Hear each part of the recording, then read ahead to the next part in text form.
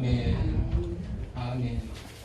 오늘도 하나님 앞에 나와서 예배드리는 여러분 모두, 또 동영상으로 가정에서 예배드리는 여러분 모두를 우리 하나님께서 크게 기뻐하시고 또 은혜 베풀어 주시기를 원합니다. 아까 예배 인도하다가 잠깐 제가 웃었는데요.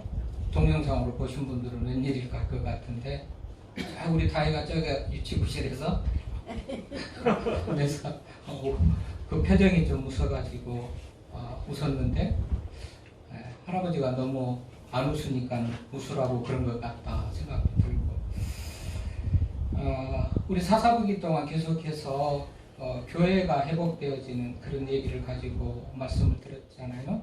네, 주여 이제 회복하게 하소서. 금년의 총 주제 중에서 사사분기는 교회가 회복되기를 바라면서 교회의 회복에 대한 그런 말씀을 저는 전하고 우리 성도들이 듣고 그랬습니다. 고린도 교회 보면 고린도 교회는 많은 문제들이 있는 것들을 지적을 하고 또 이것들을 바꾸라고 또 바울이 가르치고 그러는 중에도 분열의 문제를 가장 먼저 우선 언급하면서 교회의 분열이 그야말로 사도 바울 볼 때 굉장히 가슴 아픈 그런 사건으로 보여서 분열을 언급하면서 하나 되라, 그리스도 안에서 하나 되라, 이런 말씀을 우리가 머리에 새겼고 또 가슴으로 받았습니다. 갈라디아 교회를 보니까 목회자인 바울을 불신했다. 바울은 사도가 아니다. 그것 때문에 바울이 자기의 변호, 사도권을 변호하면서 굉장히 격한 그런 반응을 보였던 그런 내용을 가지고 우리가 목회자를 신뢰하고 적극적으로 지지하고 협력하는 그런 교회의 모습을 가져야 되겠다. 그런 말씀을 들었죠. 그 다음에 고린도전서, 갈라디아서, 에베소 교회는 특히나 첫사랑을 잃어버린 그런 에베소 교회에 우리가 처음 가졌던 그 마음을 회복하고 첫사랑을 회복하자, 어떤 그런 말씀을 주제로 듣고 또 전했습니다. 빌립보 교회를 보니까 빌립보 교회도 가장 사도 바울이 계시록에 나오는 교회 말고 사도 바울이 기록한 교회 중에서는 그래도 가장 좋은 교회인데도 불구하고, 그래서 생각할 때마다 감사하고 기뻐할 수 있는 그런 교회였는데도 불구하고 뭔가 중간에 문제가 있었고, 이제 후반부에 보니까 이제 다시 싹이 나기 시작했다 하면서 회복되어지는 그런 모습을 가지고 이제 우리도 다시 변해야 될 것, 우리가 부족했던 것, 이런 것들을 다시 회복하고 그렇게 나갑시다, 이런 말씀을 드렸고요. 이제 지난주일에는 서머나 교회죠. 서머나 교회는 특히나 순교의 신앙을 가지고 그야말로 뭡니까? 환난과 또는 핍박과 비방과 이런 상황 속에서도 믿음을 지키는 그런 서머나 교회. 그래서 요한계시록에 나오는 서머나 교회하고 오늘 본문의 빌라델비아 교회는 7개 교회 중에서 5개 교회는 다 책망하면서 이렇게 해라, 권면의 말씀이 이 5개 교회에 선포된다면, 이 서머나 교회하고 빌라델비아 교회는 이 책망은 없어요. 그냥 칭찬하고 격려하고 잘했다라는 그런 말씀만 하시는 그 두 교회가 있는데 서머나 교회하고 빌라델비아 교회예요. 그래서 오늘 빌라델비아 교회를 보면 이제 잘한 부분을 칭찬하면서 그러기 때문에 면류관도 줄 것이고 성전의 기둥이 될 것이고, 그렇기 때문에 여러 가지 좋은 문이 될 것이고, 열린 문, 들어가고 나올 수 있는 어떤 그런 문으로 들어갈 수 있는 기회를 줄 것일 뿐만 아니라 다른 대적자들이 와서 무릎 꿇고 잘못했다고 비는 그런 상황까지도 만들어주겠다, 그런 내용을 기록한 거예요. 오늘 모든 순서를 생략하면서 이제 예배 후에 재직의 공동회가 있기 때문에 모든 말씀도 짧게 준비하고 순서를 다 생략해가면서 예배를 드리는 중에도 하나님의 말씀을 그래서 집중하고 들으셔야죠. 집중하고. 그래서 오늘 빌라델비아 교회에 책망하는 그 내용을 보면 8절에 보니까 내가 적은 능력을 가지고서도 이거는 할 수 없는 그런 상황과 환경 여건임에도 불구하고 적은 능력을 가지고서도 내 말을 지키며 내 이름을 배반하지 아니하였도다라고 칭찬하는 거예요. 적은 능력, 미크란 디나민이라는 미크란 디나민, 적은 능력, 이 헬라어 단어를 보면 적은 능력이 그래도 어느 정도 할 수 있는 능력인 것이 아니고요. 전혀 가능성이 없는 아주 미약한, 아주 힘이 없고 아주 할 수 없는 그 상태의 그런 힘, 그런 능력을 가진 그런 빌라델비아 교회였다는 거예요. 그럼에도 불구하고 할 수 없는 그런 상황임에도 불구하고 기대할 수 없는 그런 상황임에도 불구하고 빌라델비아 교회는 하나님의 말을 지키며 주의 이름을 배반하지 않고 믿음을 지켰다라고 칭찬하는 그런 내용을 보면서요. 우리가 참 우리 교회도 우리가 이 빌라델피아 교회같이 칭찬 듣는 우리 교회가 됐으면 좋겠다라는 그런 정말 소망을 가져봅니다. 왜 빌라델피아 교회가 이렇게 작은 능력을 가질 수밖에 없는 그런 환경이었을까? 제가 이렇게 쭉 자료들을 검색해보고 역사를 이 역사적인 배경을 보니까요. 이 17년, 주 17년에 이 4대 지역에서 큰 지진이 일어나더라고요. 그래서 이 4대 지역 포함한 아시아 지역에 한 12개 도시가 그야말로 지진으로 초토화가 됩니다. 이 빌라델피아 교회 도시 자체가 한 주전 150년, 138년 이 사이에 생겨갔기 때문에 신생국가라고 할 수가 있고 도시라고 할 수가 있는데 이 무렵에 막 안정적이고 막 좀 자리 잡고 살만한 그 무렵에 대지진이 일어나가지고 이 도시를 그냥 쑥대밭으로 만들어버렸다는 거예요. 그래가지고 이제 또 복구하겠죠. 재건해서 다시 어떤 살 환경을 만들면서 의지를 가지고 또 성을 복구하고 도시를 복구했겠죠. 근데 43년 뒤에 주 60년에 아까 17년에 주 17년에 대지진이 일어났는데 43년 뒤에 그러니까 60년에 또 이렇게 대지진이 일어나는 거예요. 이때는 이 나우디게아 지역을 중심으로 가장 진앙의 중심지가 나우디아, 먼저는 4대 지역인데 이제 나우디아 지역의 중심지가 돼가지고 말하자면 그 지역을 일대를 초토화시켜 버린다는 말이죠. 또 거기에 이 빌라델피아도 포함이 되는 거예요. 그러니까 이제 얼마 안 됐는데 막 안정적일까 살만할까 하는데 지진으로 쓸어버렸죠. 또 재건해가지고 복구해가지고 이제 좀 살만할까 하는데 또 지진으로 쓸어버렸죠. 그러니까 무슨 힘이 있겠어요? 능력이 있겠어요? 모든 것을 할 수 있는, 아무것도 할 수 없는 그런 상태가 되어버렸는 그런 상태가 지금 빌라델피아 교회고, 그래서 내가 작은 능력을 가지고도 아무것도 할 수 없는 그런 미약한 상태인데도 불구하고 안 해도 하나님 앞에 괜찮을 하나님께서 괜찮게 보시고 괜찮아라고 할 만한 그런 상황임에도 불구하고 하나님의 말을 지키며 믿음을 지키면서 그렇게 살아갔다. 이러니 하나님께서 감동하셨나 봐요. 그래서 이렇게 칭찬만 하세요. 여러분 현실적으로 우리 교회들도 보면요. 주변에 많은 교회들이 있죠. 어떤 교회들은 참 부러운 환경 조건들을 가진 교회들이 많이 있습니다. 어떤 교회는 교수들이 많은 교회도 있고 성도 수 확률적으로 비율적으로 그렇게 많단 말이에요. 어떤 수가 많다는 것보다도 다른 교회에서 비해서 많은 그런 교회들이 있어요. 어떤 교회는 선생이 많기도 하고 어떤 교회는 의사가 많기도 하고 기업인이 많기도 하고 부럽기도 하죠. 법률가가 많은 교회가 있기도 하고 아마도 어느 누군가가 갔다가 지인들, 친척들, 가까운 사람들 이렇게 전도하고 끌어들이고 그러니까는 맞아면 그런 부류의 사람들이 또 많이 모이게 된다 이런 생각을 하는데요. 그렇죠. 그러니까는 뭔가 아무 능력이 없고 아무 재원이 없고 아무 인재가 없는 그런 우리같이 약하고 연약한 교회들은 그런 교회를 보면 굉장히 부럽고 또 비교가 되고 이제 그런 부분도 있죠. 그러나 우리 하나님 보실 때는요. 이거예요. 많이 했다고 칭찬하는 게 아니잖아요. 큰 일을 했다고 많이 했다고 우리 하나님께서 칭찬하거나 기뻐하시는 것이 아니잖아요.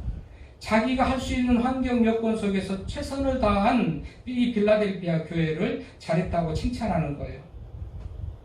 그러니까 우리가 뭐 큰 교회, 교수도 있고 박사도 있고 무슨 장관도 있고 뭐 누구도 있고 하는 그런 큰 교회 같은 그런 외적 말하자면 인재나 조건은 가지지 못했다 할지라도 우리 교회가 감당할 만한 그런 한에서의 최선을 다하는 그런 수고와 애씀, 그 말씀에 순종하면서 선을 행하는 이런 것들이 하나님 앞에 칭찬 들을 수 있는 그런 조건이 되는 줄 알고, 우리가 낙심하고 실망하는 것이 아니고 우리 교회는 최선을 다해서 했다, 이것 앞에, 하나님 앞에 부끄럽지 않는 그런 모습을 가지는 것이 필요하죠. 하나님 그걸 보고 칭찬하신 거예요. 그것을 보고. 지난주에도 말씀드렸지만은 과부가 동전 두 입을 헌금을 하는데 예수님께서는 가장 많이 드렸고 칭찬하시죠. 왜 그러죠? 자기가 가진 할 수 있는 실력 내에서 최선을 다했기 때문에 그러는 거예요. 마찬가지예요. 우리 교회는 큰 교회, 인재가 많고 인물이 많은 또는 재정이 넉넉한 그런 교회에 비해서 아무것도 한 것이 없다, 그럴 것이 아니고 우리 교회 수준에서는 최선을 다해서 그것이 하나님 앞에 기뻐하는 그런 교회가 되는 것이 이 시간 우리가 또 마음이 결단하고 각오해야 될 그런 말씀인 것을 기억하시기를 바랍니다. 사실 우리 교회라고요, 숫자가 좀 적다고요, 못한 게 없습니다. 큰 교회 장로님이 와서 보면 우리 교회 하는 일들을 들어보면 다는 아닐지라도 우리 교회도 못하는 것들을 이렇게 작은 교회에서 했네, 우리 교회는 이것도 못하는데 이렇게 했네, 이런 얘기 하는 것들이 있습니다. 금년에도 예산을 결산하고 보니까 작년에 계획했던 그런 수준에 거의 맞아하면 수준에 도달하는 목표를 이루는 그런 것들을 보면서 사실은 고맙고 감사합니다. 우리 숫자적으로 우리가 등록교인 사실 80명 이렇게 얘기를 해도 장기 결석하는 사람들 한 24명 정도 되고요. 이제 이따 재직교 공동회 하면서 너무 장기간 결석해서 가능성이 없는 분들, 제명하는 분들도 있기는 하겠습니다만, 내가 딱 이 교인들 명단을 보면 쉬운 3명 정도가 그래도 헌신하고 헌금하고 이런 분들인데, 이런 숫자 가지고 거의 30명 정도는 허수라고 보고, 이런 숫자 가지고 이만큼 일을 하는 것이 정말 하나님의 은혜다 생각하면서 감사하는데요. 어쨌든지 빌라델피아 교회가 적은 능력을 가지고도 그 수준에서, 그 실력 내에서 할 수 있는 그 일을 잘한 것에 대해서 우리 하나님께서 칭찬하고 있는 거예요. 그런 의미에서 자부심도 가지고 우리가 할 수 있는 한 최선을 다하는 그런 우리 교회가 되고 내가 돼야 되겠다, 그런 마음을 갖는 게 중요하죠. 또 10절에는 인내의 말씀을 지켰다라고 칭찬해요. 내가 나의 인내의 말씀을 지켰은즉, 인내의 말씀은 뭔가? 지킬 수 없는 그런 상황 속에서도 하나님의 말씀을 인내하면서 참으면서 하나님의 말씀을 지키는 것으로 그렇게 해석이 되죠. 어쨌든지 믿음으로 살려고 하면 시련도 환난도 또는 여러 가지 장애물도 위협도 유혹도 별의별 신앙을 방해하는 그런 것들이 많이 있습니다. 유혹도 있고 위협도 있고 환난도 있고 우리가 자초한 것도 있고 하나님께서 주신 것도 있고 외부적인 환경 때문에 당하는 것도 있고 견딜 수 없는 그런 시련과 믿음을 포기하고 싶은 그런 상황을 만나기도 하겠지만, 이 빌라델피아 교회는 그런 중에도 하나님의 약속의 말씀을 붙들면서 인내했다라는 것이죠. 인내. 그래서 인내하고 작은 능력을 가지고도 그 실력 안에서, 상황 안에서 최선을 다했던 이 교회들에게 이 칭찬함과 더불어서 꼭 또 상급과 어떤 위로가 같이 오지요. 오늘 8절에 보면 구원의 문을 열어주셨고, 내가 내 앞에 열린 문을 두었다. 열린 문, 천국의 문이고 구원의 문이라고 할 수가 있는데, 어떻게 보면 의미적으로 해석하면 기회를 주고, 구원 얻을 기회를 주고 천국에 들어갈 길을 열어주셨고, 그런 의미예요. 그렇죠. 빌라델피아 교회 같은 교회는 열린 문, 구원으로 갈 수 있는 그런 기회를 하나님이 주셨구나, 그런 믿음을 가지고 사니까, 이렇게 우리가 해석을 하고요. 그 다음에 9절에 보면 9절에 보니까 뭐라 그래요? 사탄 해오고 자칭 유대인이라 하나 그렇지 아니하고 거짓말하는 자들 중에서 몇을 내게 주어 그들로 와서 내 발 앞에 절하게 하고 내가 너를 사랑하는 줄 알게 하리라. 하나님이 나를 사랑하는 것을 보여주는데 그 방법이 대적자들이 다 와서 무릎을 꿇게 하면서 대적자들이 정말 이 사람은 하나님이 사랑하구나 하는 것을 목도하고 고백할 수 있게 해준다라는 것이죠. 완전히 역전을 시켜주셔서 내가 대적하고 우습게 보고 능력이 없다고 깔보고 했던 그 사람이 보통 사람이 아니었네, 하나님이 사랑하는 사람이었네 라는 것을 고백하게 할 수 있도록 대적자들이 와서 무릎을 꿇게 해준다는 거예요. 왜요?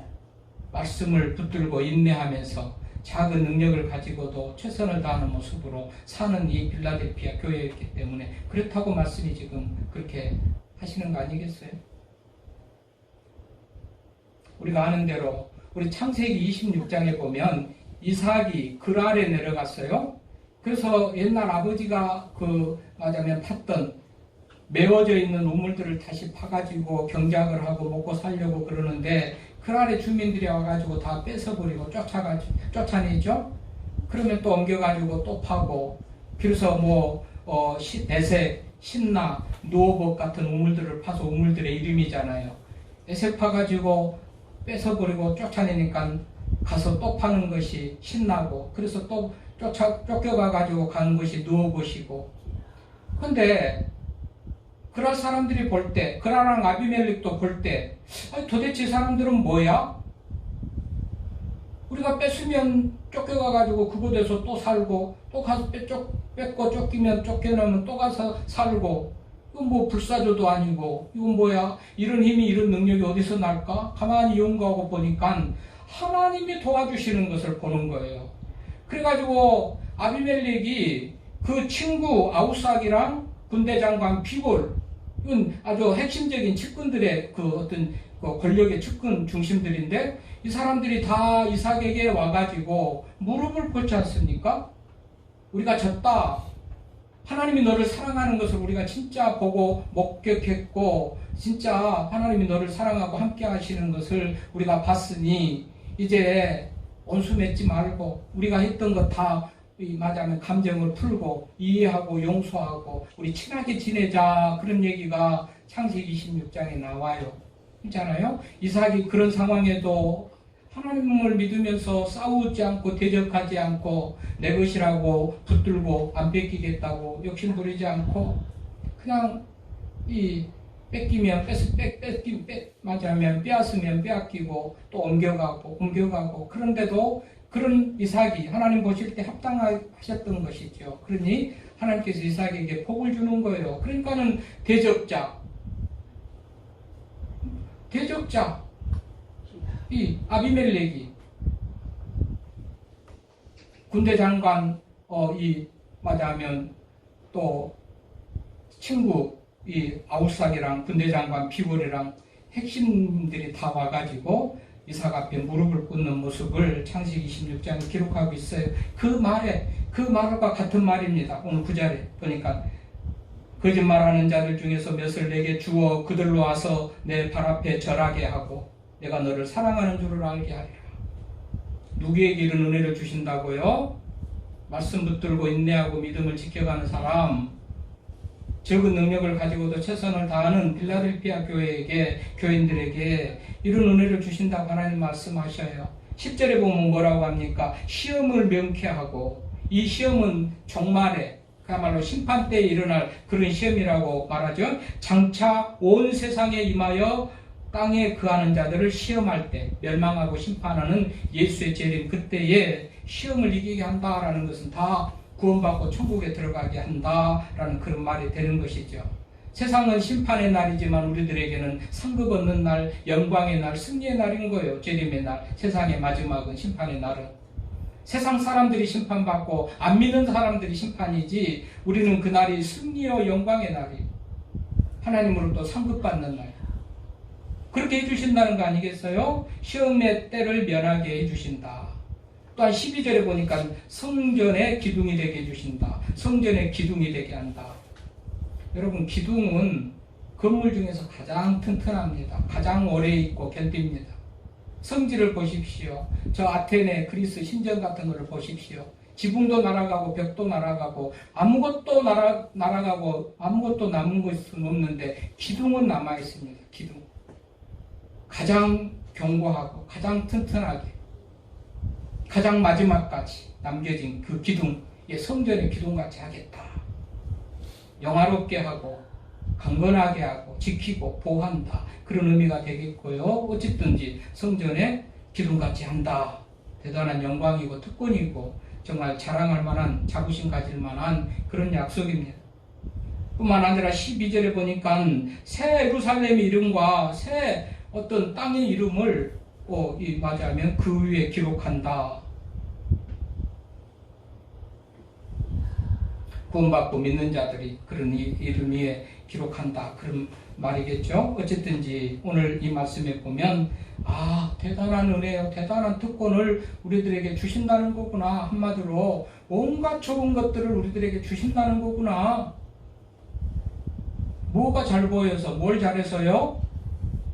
작은 능력을 가지고도 많이 했다는 게 아니에요. 여러분, 많이 하는 사람만 하나님이 칭찬하면 우리같이 가진 것도 없고 못 배우고 무지하고 무능한 사람은 어떻게 하나님 앞에 칭찬을 들을 것이 있겠어요? 그게 아니에요. 내가 할 수 있는 수준과 실력과 범위 한계 내에서 최선을 다하는 그거, 그 작은 능력을 가지고도 그걸 최선을 다하는 그런 교회, 빌라델피아 교회에 하나님이 칭찬하시고 인내의 말씀으로 믿음을 지키는 자들을 우리 하나님께서 칭찬하시지 않습니까? 그래서 없다, 있다, 배웠다, 못 배웠다, 뭐가 어쩌다, 자기 자존감 낮은 그런 열등감에 빠진, 패배감에 빠진, 우울감에 빠진 그런 생각은 다 청산해버리고 하나님은 내게 주신 것, 사실 다른 것들도 하나님이 안 주셨으니까 안 한다고 하나님이 책임도 못 물어요. 재능도 건강도 물질도 은혜도 다 우리가 하나님이 주신다고 고백할진데 내가 없는 거 하나님이 안 주셔서 못하는 거 그거 하나님께서 책임을 물을 책임도 의무도 없으셔요. 책임도 맞아요 없으셔. 그러니까는 내가 하는 수준, 내가 가진 수준, 하나님께서 허락한 그 수준 가지고 하는 거 이것을 하나님께서 당연히 마땅히 귀하게 여기시는 것이 맞아요. 그러므로요, 우리가 여러분